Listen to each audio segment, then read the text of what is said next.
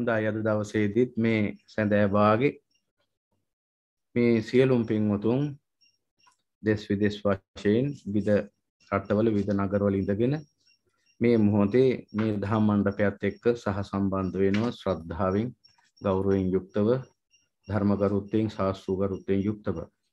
එහෙමනම් අද දවසේදීත් මේ සියලුම පින්වතුන්ගේ බලාපොරොත්තු වෙන්නේ ජීවිතයට තව තවත් මේ ලෝකෝත්තර සුවය උදා කර ගැනීම.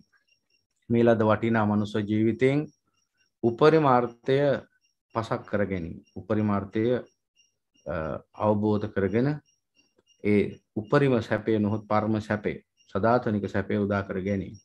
එහෙමනම් ඒ අදිෂ්ඨානී යුක්තව සියලුම පින්වතුන් මේ ධර්මයට කන් දෙන්නට දැන් මේ වෙලාවේ සූදානම්ින් පසු වෙනවා. ඉතින් අපි හැමදාමත් මතක් කරනවා වගේ අසිරිමත් වූ සම්මා සම්බුදු පියාණන් වහන්සේ අපට දේශා වදාළේ අප්‍රමාදය අමරණීයත්වය උදා කර දෙන ප්‍රධාන ධර්මයේ බව.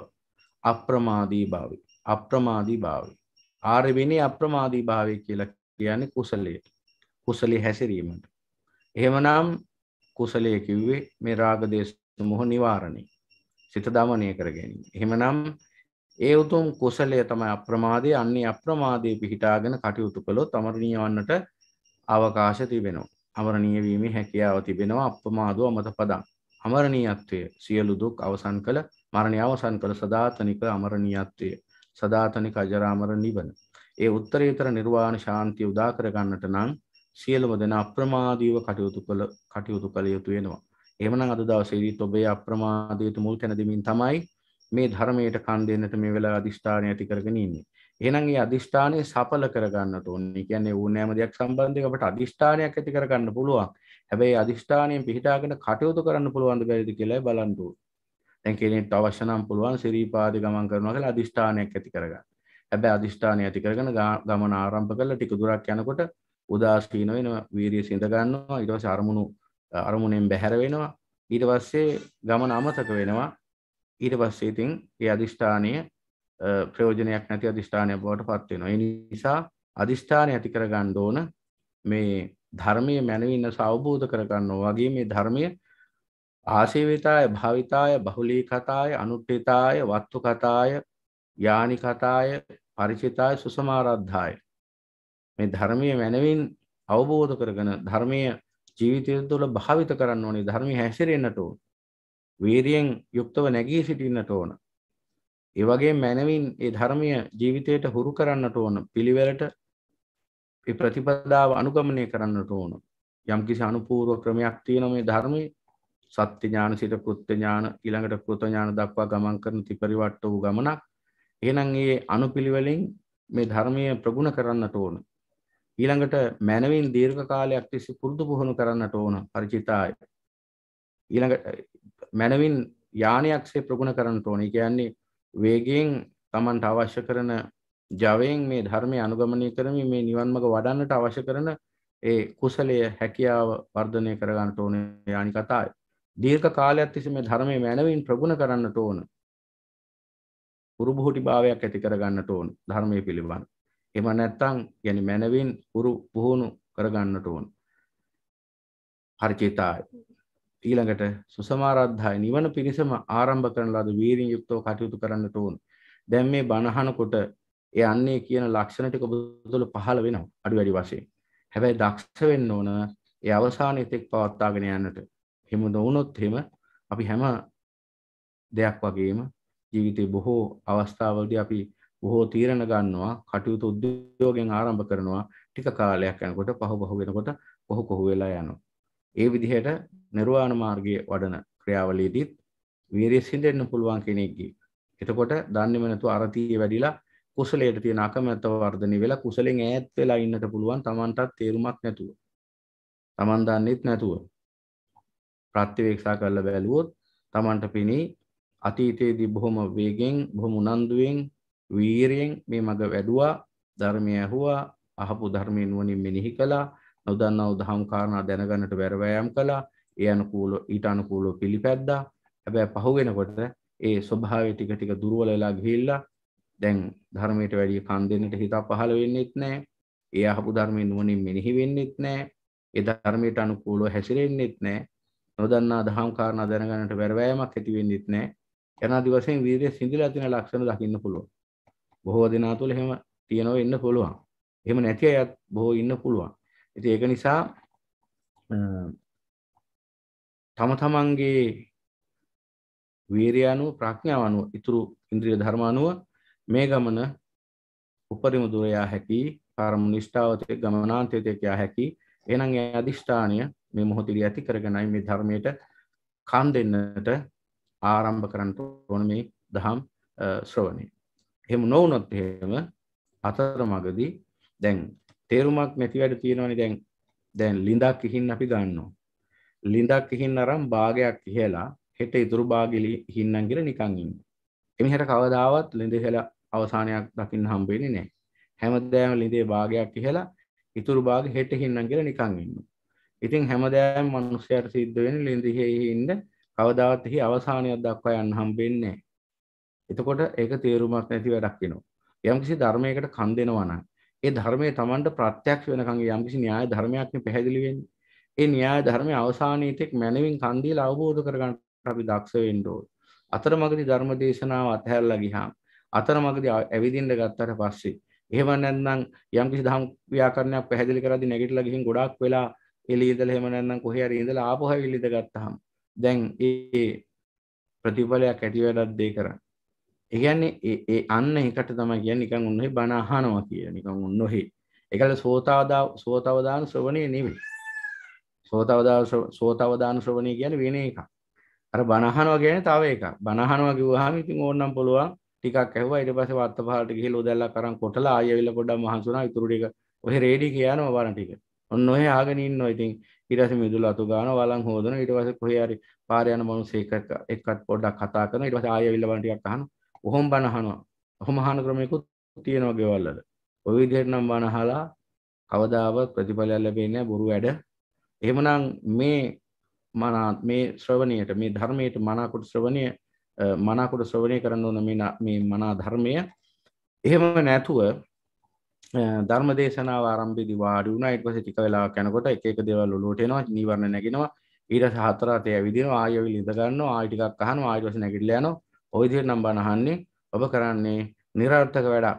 තේරුම නැති වැඩක්. ඊට හොඳයි ගිහිල්ල ඉවරලා සැතපුණා නම්. ඒක නිසා එහෙම බණ අහන්න එපා. මොකද මෙහෙම කියන්නේ මට භික්ෂුවක් හැටියට කිසිවක් ඔබෙන් ගන්න නෙවෙයි. ඔබට යමක් ලබා දෙන්න. අර්ථය පසක් වෙන තුරු බණ අහන්න පුරුදු වෙන්න. අදිවාසනාය පහදබ්බා මේ බණ අහද්දී විවිධාකාර අපහසුතා ඉවසන්න සිද්ධ වෙන්න පුළුවන්. සමහර විට බඩගින්න ඇති වෙන්න පුළුවන්. පිපාසය ඇති වෙන්න පුළුවන්. එහෙම නැත්නම් ශරීරයේ වෙනත් අපහසුකම් ඇති වෙන්න පුළුවන්. කායික වශයෙන් විවිධාකාර වද වේදනා ඇති වෙන්න පුළුවන්. මැසි මදුරුවන්ගෙන් පීඩා ඇති වෙන්න පුළුවන්.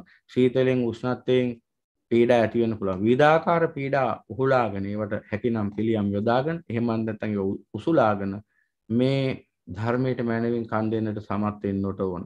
එසේ නොවුනොත් අපි හැමදාම කරන්නේ එකම දේ තමයි සංසාරික කලාව වගේම අදත් එහෙනම් අපි කරන්නේ මේ තුච්ච නින්දිත හිතට සිතුසේ හැසිරෙන්නට ඉඩ දීලා බලාගෙන ඉන්න එක. ඒ නිසා පින්වතුනි එසේ නොවි බණ අහන්නට ඕන. නැත්නම් මොකද ආරම්භයේදී මොය කාරණා නැවත සිහිපත් කරලා දෙන්නේ. බොහෝ විට අපිට පේන දේ සිය වතාවක් කිව්වත් ඔය කාරණාව සිය වතාවක් කටයුතු කරන එකම විදිහට බොහෝ මිනිස්සු. ඒක වෙනසක් වෙන්නේ. ඒ නිසා අපි බලන් ඉන්නවා අද නැතුණාට හෙට හරි ඒ කාරණාව නිවැරදි වෙයි කියලා. ඒ නිසා ඒ අදිෂ්ඨානයෙන් තමයි නැවතත් ඒ කාරණාව කරුණාවෙන් පැහැදිලි කරේ. හොඳනවා තං සුනාථ සාදුකං මනසිකරවත. හොඳින් මේ ධර්මයට කන් දීලා හොඳින් ධාරණය කරගන්න. ඔය බුද්ධ වචනය, ඔය බුද්ධ අවවාදය බොහෝ වතාවක් අහන්නට ලැබෙන්නේ නැහැ ඔබට. නමුත් අර ධාරණය කරගන්නවා කියන කාරණාව හරියට තාම ධාරණය වෙලා නැති බව පේනවා සමහර අයගේ අදහස් බැලුවාම වැඩ කටයුතු බැලුවාම. මොකද ගොඩක් අය හිතනවා බණ ටික ඇහුවාම ඇති කියලා. ඇහුවාම ඇති. ධාරණය කරගන්න අවශ්‍ය නැහැ කියලා. දැන් අපි හිතමු මෙහෙම උදාහරණයක්. අපි නොදන්නා වූ මාර්ගයක් කවුරු හරි අපිට පැහැදිලි කරනවා. අපි දන්නේ නැහැ යම්කිසි දිශාවකට යන්න යම්කිසි ගමනාන්තයක් කරා යන්න අපි පාරක් හොයනවා. ඒ පාර අපි හරියට දන්නේ නැහැ. එතකොට ඒ පාර ගැන හරියට දන්නේ කෙනෙක් අපිට පාර කිව්වොත් අපි කොහොමද කන් දෙකෙන් අහලා විතරක් නිකන් ඉන්නවද? නෑ. ඒ කියන මග ලකුණු මනවින් ධාරණය කරගන්නවා. යම් කිසි දිශාවකට හැරෙන්න කිව්වා නම් ඒ දිශාව වමද දකුණද කියලා හරියට ධාරණය කරගන්නවා. නැත්තම් මහා පාට නැත්තම් යන්න හම්බ වෙන්නේ නැහැ කවදාත් ඒ ගමන. ඊළඟට මග ලකුණු කිව්වහම ඒ හැම මග ලකුණක්ම හොඳට ධාරණය කරගන්නවා. යම් කිසි තැනකදී කියන මෙහෙම දෙමන් හන්දියක් හම්බ වෙනවා. එතනින් වමට හැරුණාම එන්න එතන තියෙන විශාල නුගරුකක් කියලා. දැන් අපි හරියටම ධාරණය කරගන්න ඕන නුගරුකක්ද බෝරුකක්ද නාරුකක්ද ඒ කිව්වේ කියලා. නැත්තම් අපිට මේ මග ලකුණු හරියට ධාරණය කරගන්න බැරි වුණොත් අපට හැමතිස්සෙම මාර්ගය ගැන විචිකිච්ඡාවක් හට ගන්නවා. හරි පාරේද මේ යන්නේ? හරි පාරේද මේ යන්නේ? හරි පාරේද යන්නේ? මම මේ කරන දේ හරිද? මම මේ කියන දේ හරිද? හරිද මන් දන්නේ නැහැ මේ කියන දේ. හරිද මන් දන්නේ නැහැ මට මේ හිතෙන දේ. ආන්න බලන්න විචිකිච්ඡාව.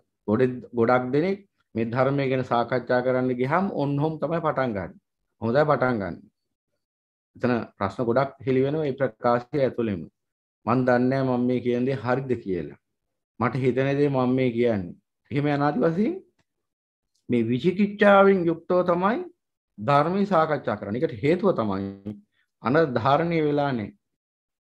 ධාරණීය වුණ නැති වුනහම ඒ ධර්මයේ මනාකොට දරාගත්තේ නැති වුනහම හැමතිස්සෙම විචිකිච්ඡාව උපදින. ඒ නිසා පින්වතුනි හැමතිස්සෙම මේ ධර්ම දරා ගන්න. එක වතාවක් මේ ධර්ම දේශනාව අහලා දරා ගන්න බැරි නම් දෙතුන් වතාවක්, තුන් හතර වතාවක්, පස් වතාවක්, හය වතාවක් හරි කමන්නේ අහන්න. කොහොමත් කාලේ ගත වෙලා යනවා. ඔබට කාලේ ඉතුරු වෙන්නේ නැහැ. දැන් කවුරු හරි හිතනවා නම් දෙතුන් වතාවක් අහන එක අපරාධේ කාලය ගත වෙනවා කියලා දැන් ඔබ ඒ ධර්මයේ නොඅසා හිටියා කියලා කාලේ ඉතුරු වෙනවා. දැන් අද දවසේදී මේ ධර්ම දේශනාවට ඔබ කන් දුන්නත් නැතත් මේ පැය කිහිපෙක ගිවිලා යනවා. මේ යන විදිහටම ඔල්ලෝසු නතර වෙන්නේ නැහැ. කාලේ නතර වෙන්නේ නැහැ. ඔල්ලෝසුවේ බැටරි බහැලා නතර වෙන්න පුළුවන්. හැබැයි කාලේ නතර වෙන්නේ. කාලේ එක දිගටම ගමන් කරනවා.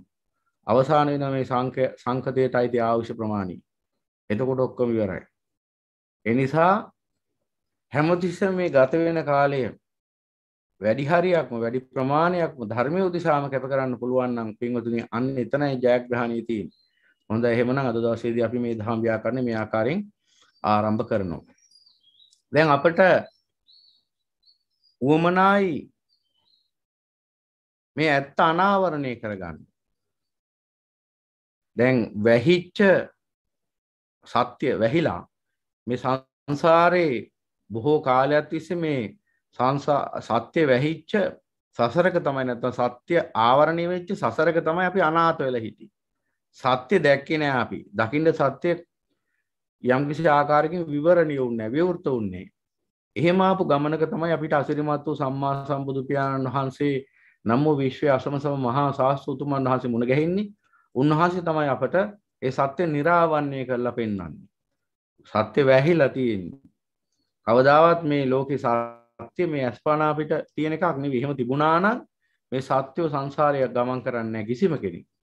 මේ විශ්වයේ සත්‍ය අස්පනා අපිට පේන්න තිබුණා නම් කිසිම කෙනෙක් මේ සසරේ ගමන් කරන්නේ නැහැ.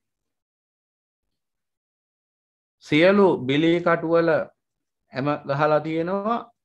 ඒ හැම බිලී කටුව නිරාවරණය වන ආකාරයෙන් ගහලා තිබුණා නම් ඒ කියන්නේ බිලී කටුව පේන විදිහටම ගහලා තිබුණා නම් කිසි මාළුවෙක් හැම කන්නේ. මේ කාමය තුල අනන්ත අපරිමාණ ආදීනව ගොඩක් හැංගිලා තියෙනවා. මේ සංසාර දුක්ඛ ස්කන්ධෙම හැංගිලා තියෙන කාමයේ තුල.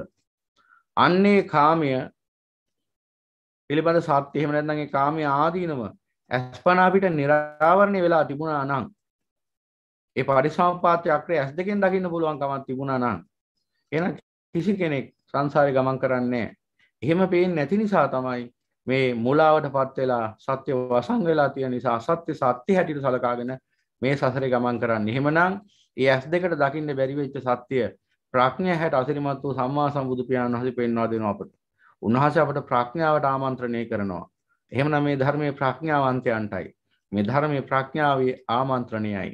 එහෙමනම් ඒ අසිරිමත් වූ ධර්මයට මෙතෙන් පටන් හොඳින් කන් දෙන්න. එතකොට මුළු විශ්වයම නිරාවරණය වෙනවා.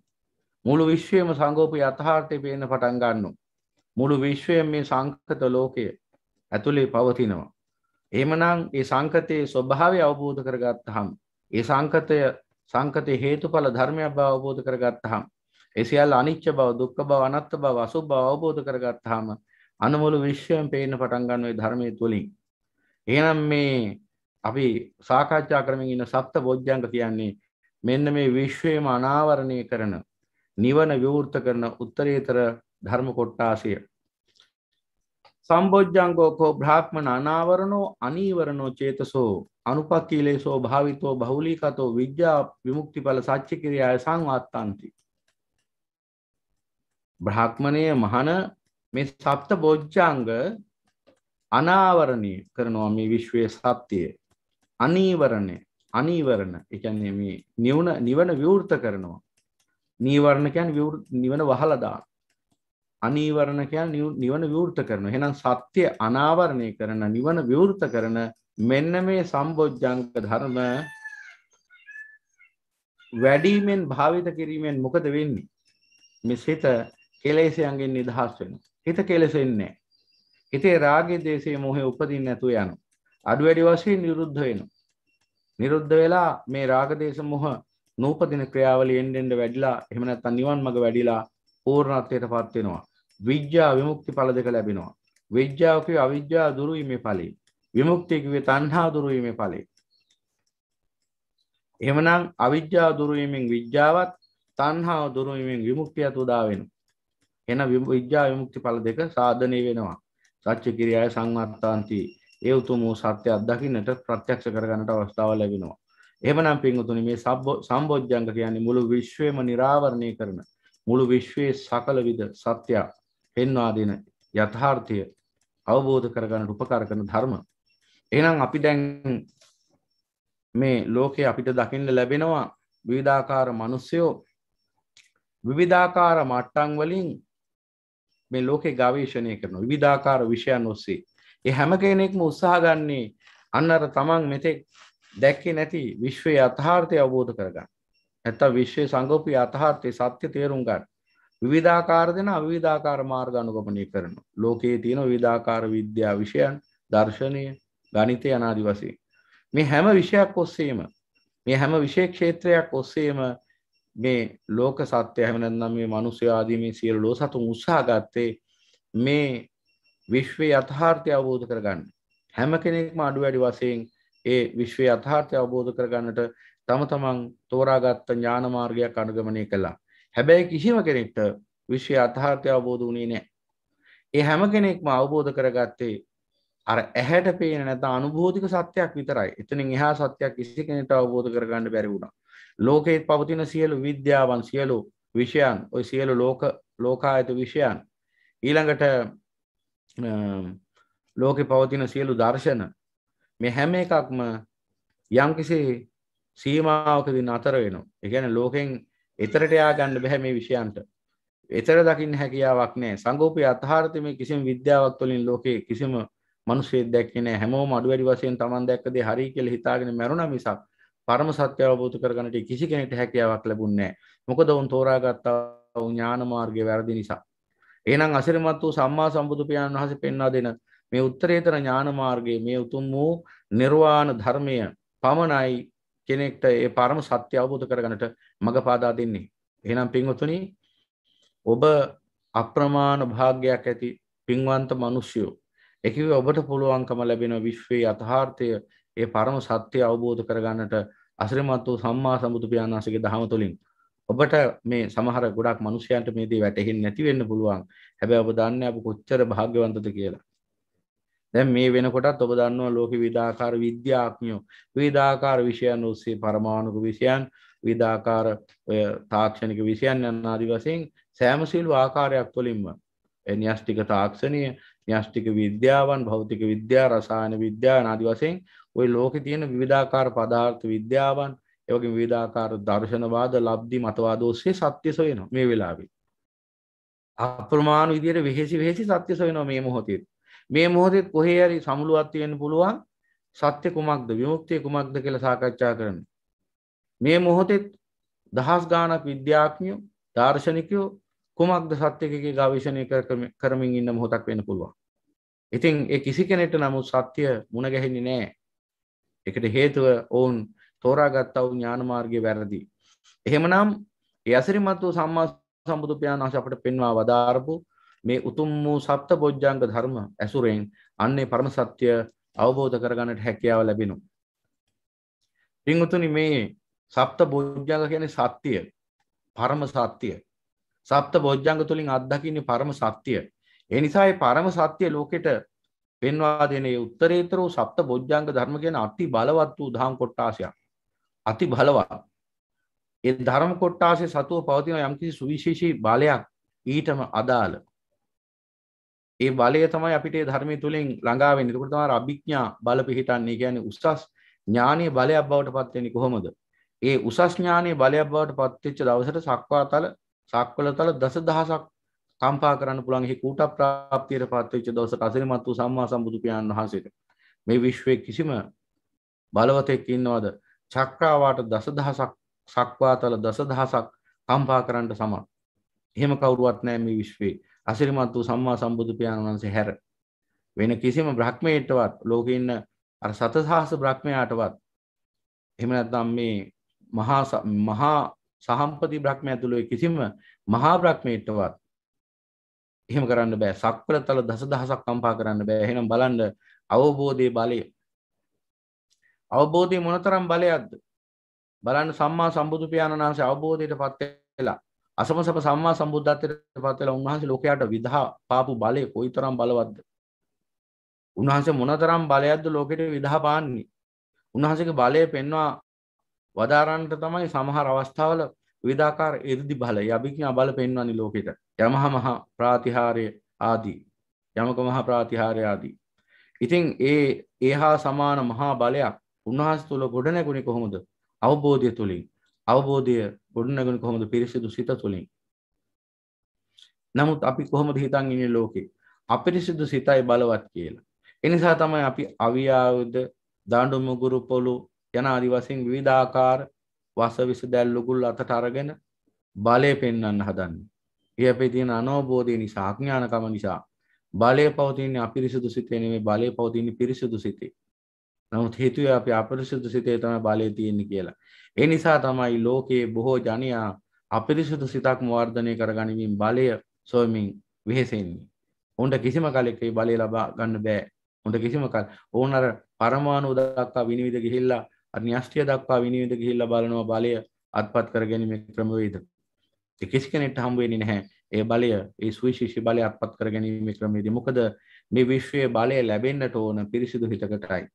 අපිරිසිදු හිතකට ඒ විශ්වයේ බලය ලැබුණොත් ඒකාන්තයෙන් මේ අපිරිසිදු සිත මුළු විශ්වයම විනාශ කළා දාන කියන ලෝකයාම මුළු විශ්වයේ ඉන්න සියලු සතුන්ව දුකටපත් කරනවා. සාමාන්‍ය ඔබ දැකලා ඇති මේ සාමාන්‍ය ආයුධයක් අතට ගත්ත මිනිහා පවා කී දෙනෙක්ව දුකටපත් කළද නතර වෙන්නේ. ඉතින් හිතන්න එහෙමනම් ඒ බඳු අපිරිසිදු සිතකට මේ විශ්වයේ පරම බලය අත්පත් කරගන්න ලැබුණ මොනවා වෙයිද? එදාට අප්‍රමාණ ලෝක සත්‍යෝ දුකට විපතටපත් වෙන නිසා ඒ ධර්මයෙන් හැඩගැහිලා තියෙනවා. ඒ විශ්වයේ පරම බලය කවදා හෝ දවසක අත්වෙන්නේ අසිරිමත් වූ සම්මා සම්බුදු පියාණන් වහන්සේට සහ උන්වහන්සේගේ ආර්ය මහා සංඝ රත්නයට, උන්වහන්සේගේ බුද්ධ ශ්‍රාවකයන්ට විතරයි. ඒකට හේතුව ඒ බලය ආයතාන්දමින් පරිහරණය නොවිය යුතු නිසා. ඒ නිසා මේ මහා බලය තියෙන්නේ අනවබෝධය තුල නෙවෙයි, අවබෝධය තුලයි. ඒ බලයට තමයි අභිඥා බල කියන්නේ. එහෙනම් පින්වතුනි, එහෙනම් මේ අසමසම බලය බුදුරජාණන් වහන්සේ ගොඩනගාගත්තේ පිරිසුදු හිතින් ඒ අවබෝධයටපත් වෙලා. එහෙනම් අපටත් උන්වහන්සේ පෙන්වා දෙනවා ඒ මහා බලය ගොඩනගා ගන්න පුළුවන් ක්‍රමවේදය. ඒ මහා අභිඥාව එහෙම නැත්නම් ඒ උසස් අවබෝධය ඇති කරගත්තාම ඒ සිතේ අභිඥා බලය පිහිටනවා. එතකොට පුළුවන්කම ලැබෙනවා අසරණ ලෝක සත්‍යයට පිහිට වෙන්න. අහිංසක අසරණ ජනයාව මේ අනන්ත සංසාර දුකෙන් නිදහස් කරන්න, මේ අවිද්‍යාවේ අන්ධකාරයෙන් මුදවාලන්නට, ඔවුන්ට පහන් දල්වා දෙන්නට ඔවුන්ගේම ප්‍රඥාව තුලින්, ඔවුන්ගේ ප්‍රඥාව නැමැති පහන දල්වා දෙන්නට හැකියාව ලැබෙනවා එදාට ඒ අභිඥා බලයට. ඉතින් ඒක නිසා ඒ බලය ඔබටත් උදා කරගන්න පුළුවන්, අපට අප සියලුම දෙනාට උදා කරගන්න පුළුවන්කම තිබෙනවා. ඒ අසිරිමත් වූ සම්මා සම්බුදු පියාණන් වහන්සේගේ ධර්ම මනවින් අවබෝධ කරගෙන ඊට අනුකූලව පිළිපැදීම තුළින්. එතකොට පින්වතුනි, අපි පිරිත් පොතේ දැකලා තියෙනවා මහා කස්සප තේර බොජ්ජංග පිරිත. ඒ වගේම මහා මොග්ගොල්ලාන තේර බොජ්ජංග පිරිත. ඊළඟට මහා චුන්දත් තේර බොජ්ජංග පිරිත යන ආදි වශයෙන් පිරිත් පොතේ ඔබ දැකලා ඇති. බොජ්ජංග පිරිත. මේ පිරිත් කොයිතරම් බලවත්ද? එදා මහා කාශ්‍යප මහ රහතන් වහන්සේ ගිලන්ව සිටපු අවස්ථාවේදී ඒ වගේම මහා මුගලන් මහ රහතන් වහන්සේ ගිලන්ව සිටි අවස්ථාවෙත් ඒ වගේම අසිරිමත් වූ භාග්‍යතුන් වහන්සේ ගිලන්ව සිටි අවස්ථාවේදී උන්වහන්සේලාට ඒ ගිලන් භාවයෙන් නැගී සිටින්නට මොහොතකින් හැකියාව ලැබුණා බොජ්ජංග පිරිත ශ්‍රවණය කිරීමෙන් ඒ බොජ්ජංග සිහිපත් කිරීමෙන් ඒ නිසා පින්වතුනි මේ බොජ්ජංග කියලා කියන්නේ සොලකොට තැකිය යුතු ධර්මයක් කොහොම එහෙම නෙවෙයි මේ බොජ්ජංග යන අවබෝධයයි එහෙනම් අවබෝධය අංග එහෙනම් පින්වතුනි අවබෝධය තමයි මේ විශ්වයේ බලවත්ම දැන් මේ වෙලාවේ කෙනෙක් බානහනක පැත්තකින් තියලා මොකක් හරි ලෝකායත විශයකට අවධානය යොමු කරලා ඒ දේ ඉගෙන ගන්නව වෙන්න පුළුවන්. හැබැයි ඔහුට එයින් ඒ විෂය අවබෝධ කර ගැනීමෙන් ඒ විෂය පරප්‍රාප්ත කෙනෙක් බවට පත් වුණත් එයින් ලැබෙන අංශු මාත්‍ර බලයක් විතරයි. අපරිමේය බලයක් ලබා ගන්න පුළුවන් අමා ධර්මයට කාලය වැය කරන්නේ අංශු මාත්‍ර බලයක් උපදවා ගන්න පුළුවන් අර ලෝකායත විෂයක් ඇති අවධානය යොමු කරනවා. ඒක තමයි ලෝක සත්‍යයේ අවිජ්ජාව.